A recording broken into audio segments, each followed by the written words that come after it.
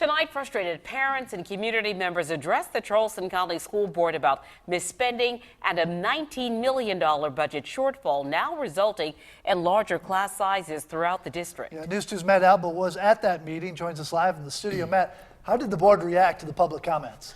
Well, guys, board members went on the defense tonight and tried to clarify that no teachers will be fired. But that didn't stop angry community members from getting up and speaking their minds to the board. Somebody ought to be fired. Monday night, Reverend Nelson Rivers of the National Action Network said $19 million is just too large of a budget shortfall to now be playing dumb. Spend all this money and then sit there and tell everybody with a straight face, I don't know how that happened. You had to know how it happened. You sit there every week, every month. You had to know, but if you didn't know, you still should leave, because if you didn't know, that's worse than knowing. Rivers wasn't the only one upset with the CCSD board. What are we doing wrong? Where's the accountability? Tonight, the board didn't vote to make any more budget cuts, but they wanted to explain. Due to teacher turnover each year, the 117 teacher positions proposed for a cut are likely to be through attrition.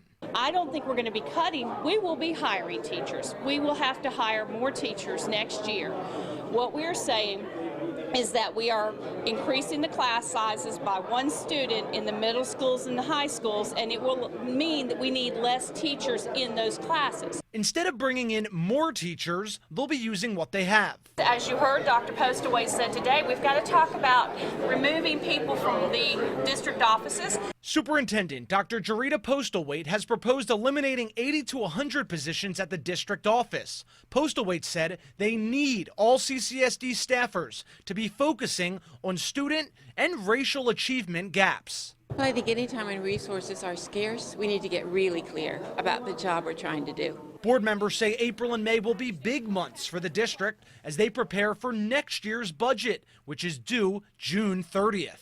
I cannot imagine a scenario where a qualified, good teacher who wants to be employed by CCSD is going to be asked not to do so. I cannot imagine a scenario where that would happen.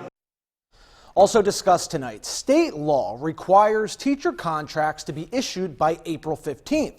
The board chair told me those contracts will go out as normal, based on who retires, who quits, who gets pregnant, and whoever else says they won't be coming back. That's how they'll then decide how many teachers they need to hire. Live in the studio, Matt Alba, News 2. Matt, thank you. With the budget shortfall, district officials are still considering closing smaller schools, cutting programs, and as a last resort, they could raise property taxes. That's right. We'll have more on this story coming up in the next few weeks.